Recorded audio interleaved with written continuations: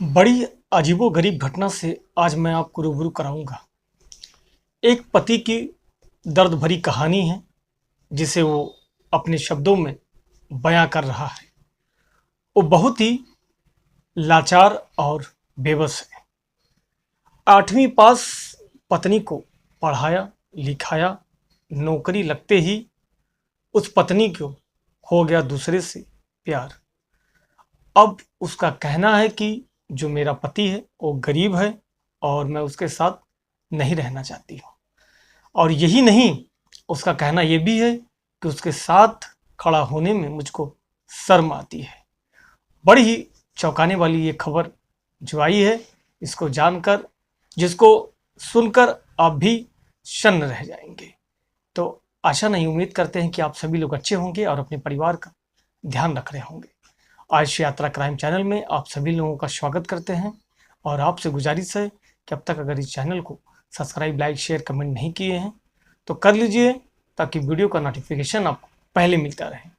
आप सब्सक्राइबर ही नहीं, आप यूट्यूब फैमिली हैं, परिवार हैं, और इस आयुष यात्रा क्राइम चैनल को अपना ज़्यादा से ज़्यादा प्यार दें और सपोर्ट करिए।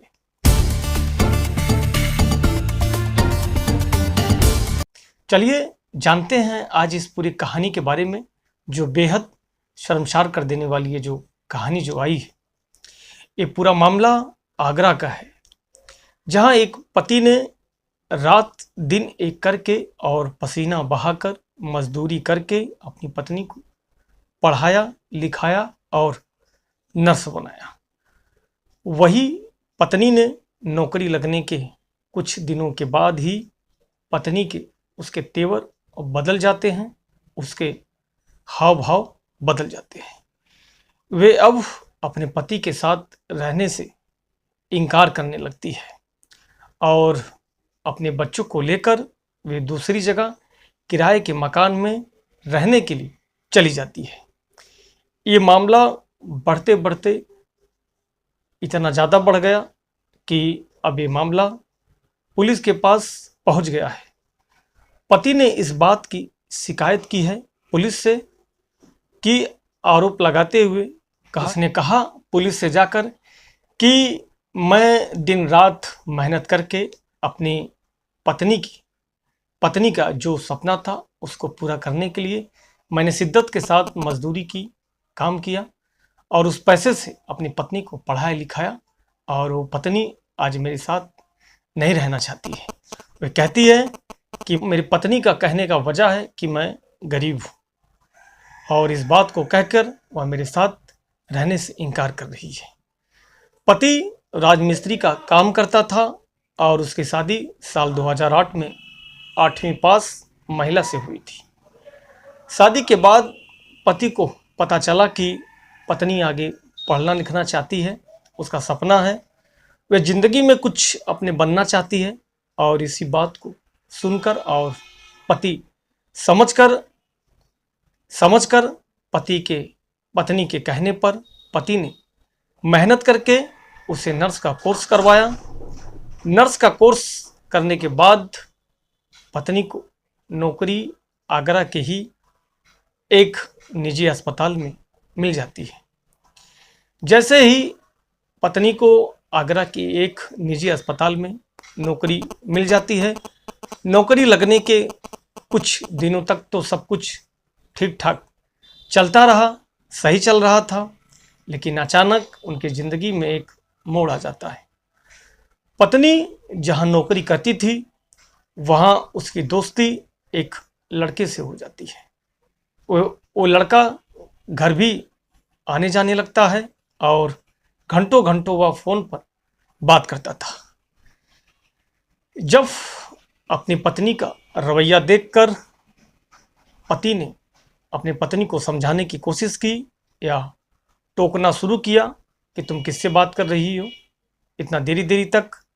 इसी बात को पत्नी को सुनकर और पत्नी को बड़ा ही दुख होता है और उसे इस बात को बड़ा ही नागवार लगता है। यही बात को लेकर वह पत्नी पति को छोड़कर अपने बच्चों को साथ लेकर वह दूसरी जगह रहने लगती है।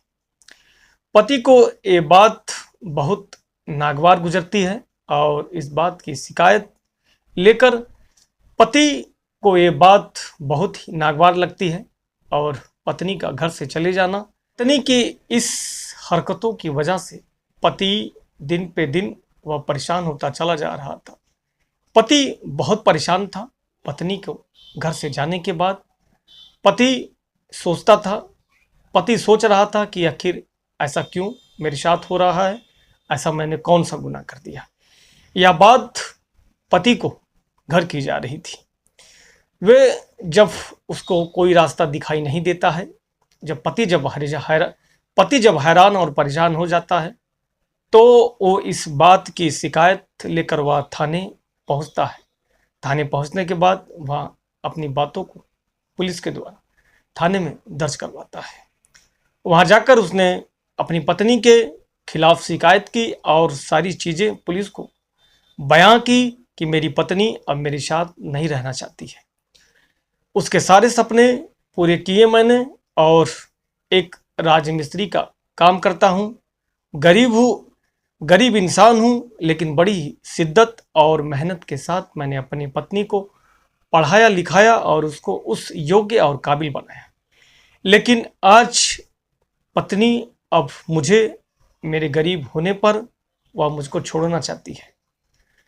और साथ ही साथ चौंकाने वाली बातें भी है कि हमारे 3 बच्चे हैं और नौकरी लगने के बाद पत्नी अब बदल चुकी है। अब वह मेरे साथ नहीं रहना चाहती है। अपनी दर्द को वह थाने में वह जो पति होता है वह बयां कर रहा था और बयां करते वक्त उसकी आंखों से आंसू छलक रहा था।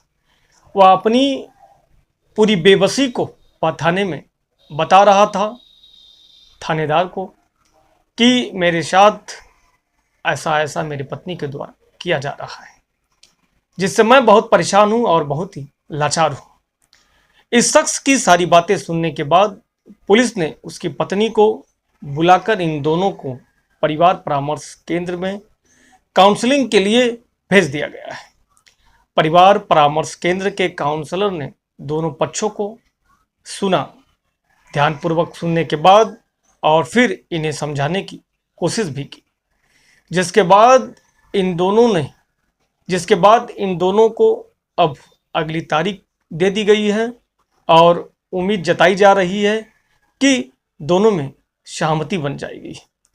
परिवार परामर्श केंद्र के काउंसलर डॉक्टर ने बताया कि पत्नी फिरोजाबाद की है और जो राजमिस्त्री का काम करता है जो है वह फिरोजाबाद का है, जो राजमिस्त्री का काम करता है, और पत्नी आगरा की है और दोनों की शादी 2008 में हुई थी। नौकरी लगने के बाद पत्नी की दोस्ती उसी हॉस्पिटल में काम कर रहे एक दोस्ती हो जाती है और दोस्ती धीरे धीरे प्यार में बदल जाती है। पत्नी अपने 3 बच्चों के साथ पति को छोड़कर अलग रहने लगती है। पत्नी ने काउंसलिंग कर रहे डॉक्टर से कहा कि उसे अब अपने पति के साथ खड़े होने में भी शर्म आती है और वे उसके साथ नहीं रहना चाहती है। महिला ने यह भी कहा कि मेरे पति का जो रवैया है वह मेरे लिए अच्छा नहीं है और मैं अपनी और अपने बच्चों की ज़िंदगी बर्बाद नहीं कर सकती हूँ। मुझे मेरे पति से तलाक चाहिए। फिलहाल परिवार परामर्श केंद्र ने इन दोनों की अगली तारीख पर बुलाया है और उम्मीद की है कि इन दोनों में सुलह समझौता हो जाएगी, लेकिन ऐसा नहीं लग रहा है इन दोनों की बातों से कि सुलह समझौता हो पाएगा। लेकिन पत्नी को और परिवार को दोनों को सोचना चाहिए, समझना चाहिए, क्योंकि ज़िंदगी छोटी मोटी नहीं होती है, ज़िंदगी होती है और दोनों को अपने तरीके से या निर्णय या फैसला लेना चाहिए और पत्नी को भी सोचना चाहिए कि मेरा जो पति है वह मेरे लिए सब कुछ और मेहनत के साथ जो कार्य किया आज उसी की देन है कि आज मैं इस मुकाम पर हूँ। इस कहानी को सुनने के बाद इस कहानी पर आप क्या अपनी राय देना चाहेंगे? इस कमेंट बॉक्स पर ज़रूर अपनी राय दें। कहानी सोशल मीडिया पर बहुत ही तेज़ी से वायरल हो रही है। इस कहानी को सुनने के बाद आप अपनी क्या राय देना चाहते हैं? अपनी राय ज़रूर दें, क्योंकि इन दोनों की ज़िंदगी का सवाल है और बच्चे के भविष्य का सवाल है। अपनी राय ज़रूर दें और इस कहानी को सुनाने का मेरा मकसद किसी को ठेस पहुंचाना नहीं, ना ही किसी को दुखी करना है, ना ही किसी को परेशान करना है, बल्कि इस क्राइम की दुनिया में आयुष यात्रा क्राइम चैनल आपको सतर्क एवं जागरूक, आपको आगाह करता है कि आप अपना और अपने परिवार का ध्यान रखें, ख्याल रखें और खुद पर विश्वास करें और देखते रहिए इस क्राइम की दुनिया में आयुष यात्रा क्राइम चैनल। अब तक अगर इस चैनल को सब्सक्राइब, लाइक, शेयर, कमेंट नहीं किए हैं तो कर लीजिए और इस आयुष यात्रा क्राइम चैनल पर अपना प्यार सदैव बनाए रखें और ज़्यादा से ज़्यादा इस चैनल को सपोर्ट करें। फिर मिलते हैं एक न्यू रियल स्टोरी, एक सच्ची कहानी, एक घटना के साथ। तब तक के लिए हम आपसे विदा चाहते हैं। जय हिंद, जय भारत।